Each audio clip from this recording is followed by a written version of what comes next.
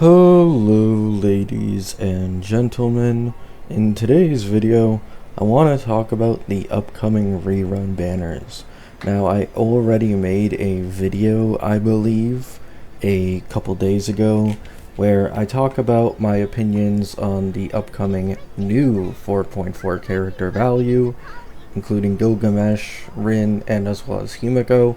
However, I did not cover the rerun banners because even with reliable leakers, quite often what happens is the rerun banners can change a little bit last second, which is exactly what happened here, and it would not have been completely accurate. Right.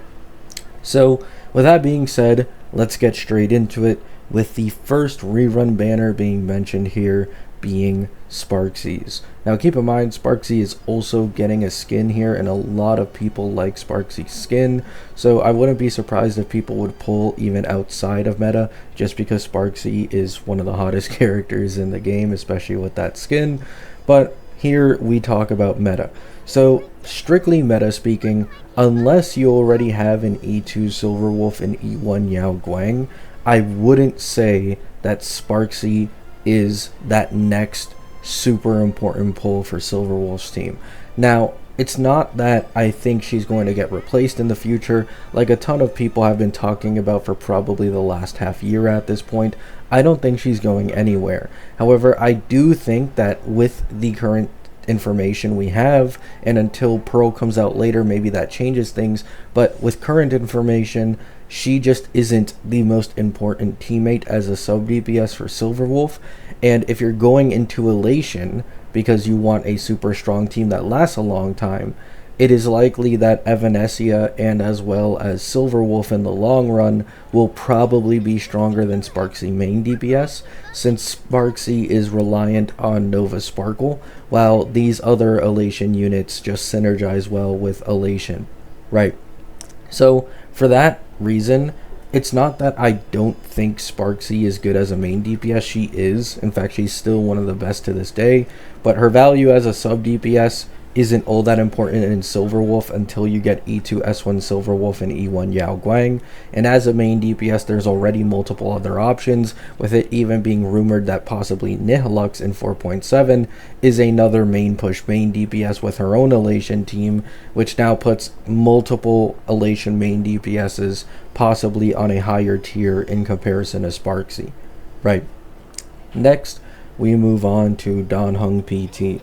Now, I just can't really recommend pulling on Dan Heng at all unless you're close to his E2, right? Because he was given for free, and I imagine there's quite a few people who possibly pulled his E1 on his original banner, since it's a pretty nice E1. It gives the person he targets 18% res pen and makes him as SP positive as Gallagher, which is absolutely huge. However, unless you are in this group of people who own E1 and then E2 is kind of close, I just wait personally for the newer sustains. The reason I say this is we still haven't gotten a single new limited sustain for this version, and this game has quite consistently released 2 new limited sustains per version. So with this being the case, I think it's quite likely that there will be a noticeable power creep in the newer sustains in comparison to the older ones. And recently, with the introduction of Huohuo being in the golden token shop, and golden tokens can be achieved for free just on certain special patches in this game, I really just wouldn't bother personally. Right. If someone is that desperate to maybe get a sustain instantly, who is good enough for surviving AA or being good enough for 3 teams, I can semi-understand where they're coming from, but even then, I still wouldn't recommend it, and I'd highly recommend just waiting for these new version sustains to drop. Because this exact same situation happened, I remember, back in like late 2.x. I think it was maybe Rappa's patch, where she was the first case of a solo limited character, and they reran, I believe, like Avan, right? And I remember telling people back then, I don't know if I'd go for Avan, because I imagine the next version sustains would probably be quite strong, and especially once Donhung PT was rumored to come around, I was trying to explain to people that I just wouldn't really go for Avan or Avan reruns at all, because it's just likely that Donhung PT is going to be way better, because limited sustains don't release anywhere near as commonly as sub DPSs, main DPSs, or supports. They're much more scarce, meaning the jump is more noticeable when a sustain finally releases in a new version in comparison to older ones. For example, back in the day, I had people saying, oh, you're wrong, Avan shields are so fat.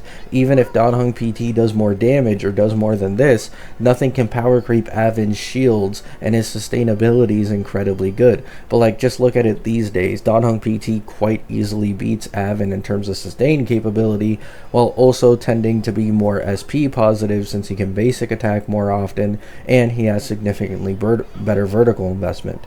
Right. So that same logic would apply here with these new version sustains are likely going to be stronger than Donhung PT and Hyacine, at least generally or for their niche teams. Next, we move on to Evernight.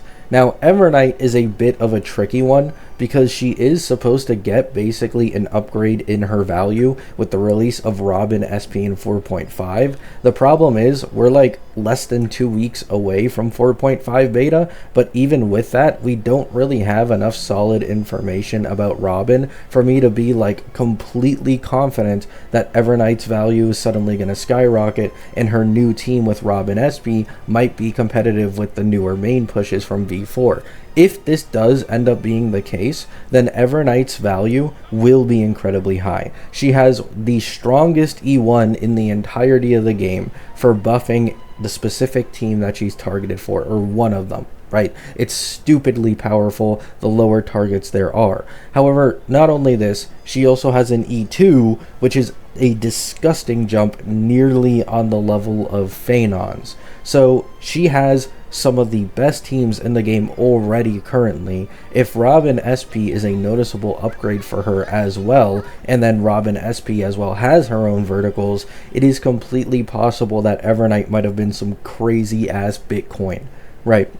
She can be played as a sub DPS, she can be played as a main DPS, her buffs and her damage are incredibly good. She is, in my opinion, the focal point of Remembrance teams. She is the most important piece for every single Remembrance team, other than Aglaia, of course, in this game, with Hyacine being like right there as well, though Hyacine's value is mostly locked towards Cassie. It's not that she's not best in slot for the others, but like Cassie's reliance on Hyacine is astronomical in comparison to like Evernight's reliance on Hyacine, right? Like there's even people who run Evernight sustainless sometimes, or with Whoa, because they just put Hyacine on a Cassie team, they split Evernight and Cassie, and it ends up working well, right?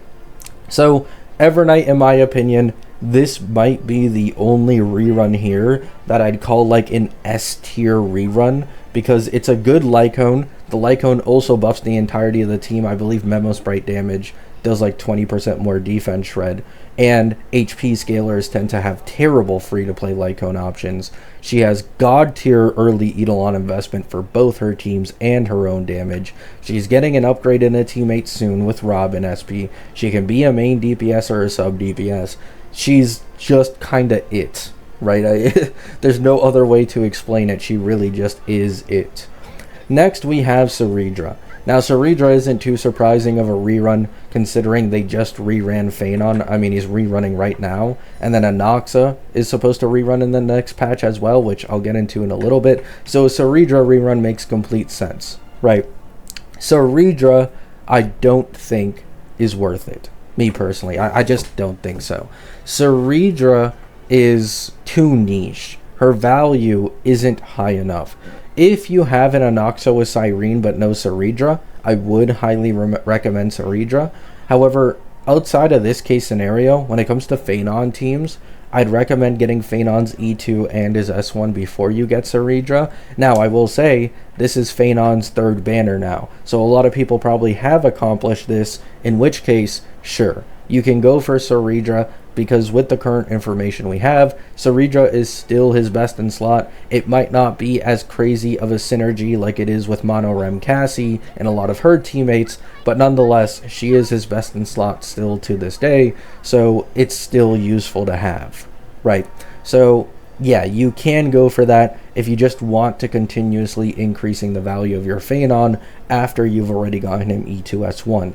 If your Phanon is not E2, don't even think of touching this banner before you get E2 Phanon unless you're confident that you can get Cerra and then get E2 Phanon again later on, right? As for her Lycone, it doesn't really matter. It is a bit of a jump. It's not bad. It's not like it's useless. However, in my opinion, it's not really good enough to justify investing in. Next, we go into Anoxa. Now, Anoxa is unfortunately the complete opposite of Evernight and a complete failure of a sub DPS in my opinion. This is how it is. Evernight was released much later in comparison to Anoxa, meaning they had much more time to refine a good sub DPS, and unfortunately, Anoxa just falls in this. Anoxa is not worth investing in at all if you are starting from zero. To be honest, even if you have an E0S0 Anoxa, I still wouldn't recommend investing in him. Right. Anoxa's vertical investment on his teams is garbage, right? There's no other way to put it. There's no other way to sugarcoat it. He has the worst vertical investment if you're looking for his main DPS team among the entire Amphorius roster. So the only thing he likes is horizontal investment when it comes to his best in slot teammates such as Cerra and Cyrene. However, once again, it's just better to invest into the new version 4 teams. Like, for example, you get Ashvale and Emblade for 2 cost. That's probably stronger than Anoxa, right? Instantly. Despite the fact that Anoxa's team would probably be like 3 or 4 cost in this case versus Fua's 2 cost. That just is how it is. So because he has no vertical investment to make up for the fact that the new teams are way stronger than him at a baseline, it's simply not worth investing into him unless you really like him, like I did with getting him E6 and getting him E2 Cerra and getting him Cyrene. Right, all that stuff. However, until this guy gets a Nova Flare in the future, and this game finally turns his early Eidolons into personal damage increase, or at least the E2 into a personal damage increase, instead of, making them shitty sub-DPS buffs for Thirda, until then, it just isn't worth it, right? He doesn't have anywhere near the value of Evernight. He isn't as strong as Evernight. He isn't anywhere near as strong in sustain teams as Evernight. He has nowhere near the sub DPS capability of Evernight. He doesn't have the vertical investment of Evernight. I mean, he's so bad in value terms compared to Evernight that it's just kind of sad thinking about it, right? So when it comes to Anoxa, I just wouldn't continue investing in him currently at all meta-wise. And next, we move on to probably the shittiest rerun somehow, even above Anoxa and like Cerra and these other ones, is Avan. Now, this is obvious, I guess, because they're they're creating Avan SP in 4.5, so they're just rerunning his base version in 4.4 for like popularity stuff, right? Avan, just don't pull on this guy, right? Like, just don't. Same thing that I said about Donhung PT earlier applies tenfold for Avan here. He isn't anywhere near the strength of Donhung PT, and he's going to get completely smurfed by these new version 4 sustains in all likelihood when they finally release. It's not that he has useless verticals, but they just aren't worth spending up to possibly 160 pulls for. You're just not getting the value there, in my opinion. So I just really, I wouldn't pull Avan at all, right? So those are my opinions on all the upcoming rerun banners, all the upcoming rerun characters. Let me know what you guys think down in the comments. If I'm feeling up to it, when I'm feeling better and this heat wave hopefully tones down a bit, I might read some comments, I might answer some questions, who knows. I'm not making any promises though. Love you all, hope you all have a great day, hope you all have a great night, peace out.